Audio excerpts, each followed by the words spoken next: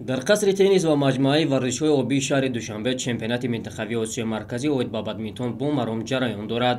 Чемпионат бо рақобатҳои даставӣ шурӯъ шуда буд ки имрӯз ҳама ҷоизадорон муайян гаштанд. Аз 5 мунтахаби иштирокчӣ дар ҳайати даставӣ 4 тими миллӣ иштирок карданд ба истиснои мунтахаби ҷавонони Эрон.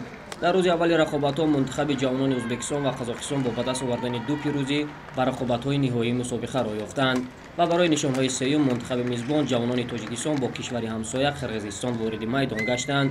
ибтидо дар рақобати омехта Ҷамолиддин Салимов ва Омина Орхунқадамова ҷуфти бадминтончиёни қирғиз Баэл Мадираимов ва Элаим Азаматро дар 2 сет шикаст доданд.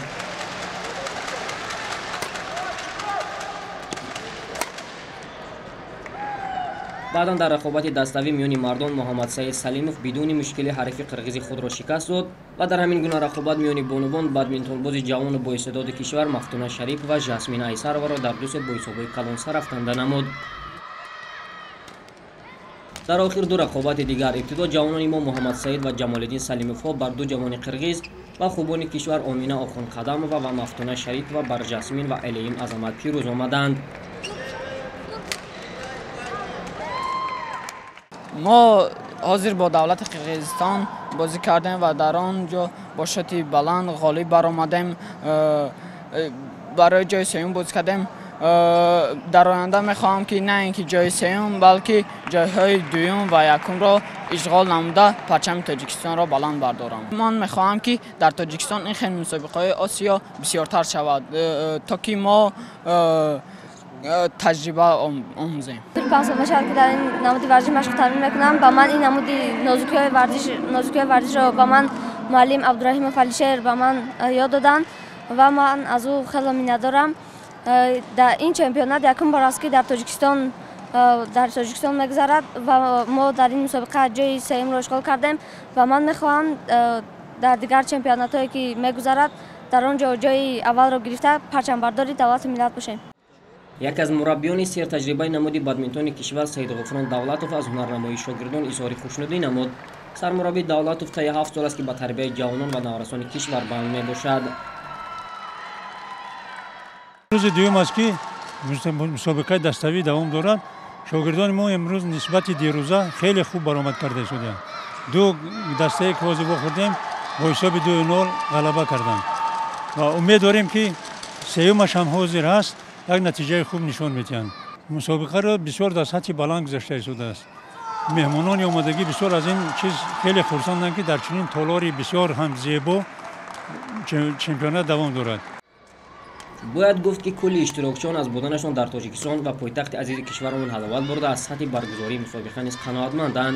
تا جای ما اطلاع پیدا نمودیم تیم بادمینتون قرقیزستان خیلی جوان بوده است و آنها تنها برای کسب تجربه به تاجیکستان آمدند.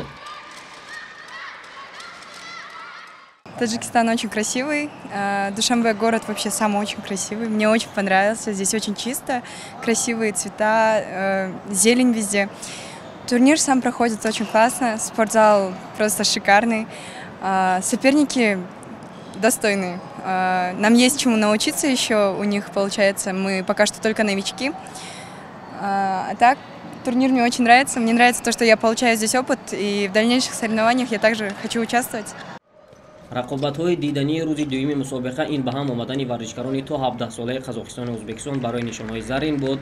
дар 5 рақобати пешбинишуда дар як тои он мунтахаби Қазоқистон ва дар боқӣ мондааш бадминтонбозони то 17 солаи Ӯзбекистон музаффар гаштанд. ягона пирӯзии мунтахаби Қазоқистонро Ибрай Байкин ба даст овард. ҳамчунин бояд қайд намоем ки рақобати ҷуфтии бонувон хеле шадид ва дидани сурат гирифт ва ғолиб дар сети сеюм муайян гашт. Диана Гарамова ва Муслима Бону Султонқулова аз Ӯзбекистон тавонистанд дар сети сеюм бо ҳисоби 21-10 Дарья Бриткова ва Мариям Маслиянованро шикаст бидиҳанд ва соҳиби 651 имтиёз бигарданд. ҳамин тавр рақобатҳои даставии мусобиқаи минтақавии осиёи марказӣ оид ба бадминтон миёни ҷавонони то 17 сола ба анҷом расиданд. Ӯзбекистон бо 6 имтиёз зинаи аввалро гирифт. Қазоқистон мақоми дуюмро бо 4 имтиёз ба даст овард. ҷавонони Тоҷикистон бо 2 имтиёз нишонҳои биринҷиро ба даст оварданд. ҳамчунин дар ҳамин рӯзи рақобатҳо ғолибони рақобатҳои даставӣ миёни ҷавонони то 15 сола муайян гаштанд. ҷавонони то 15 солаи Ӯзбекистон низ дар пайравии 17 солаҳояшон тавонистанд дар рақобати финалии мусобиқа ҷавонони Қазоқистонро бо ҳисоби умумии 4-1 шикаст дода мақоми аввалро бигиранд. тими миллии то 15 солаи мо бидуни рақобат барандаи нишонҳои биринҷӣ шуд, чунки дар ин синни сол дигар мунтахабҳо иштирокчӣ надоштанд. ҳамакнун рӯзи 13 август рақобатҳои инфиродӣ шурӯъ хоҳанд шуд. дар ин рӯзи рақобатҳо 8 бадминтонбози эрон ба мусобиқа ҳамроҳ мешаванд.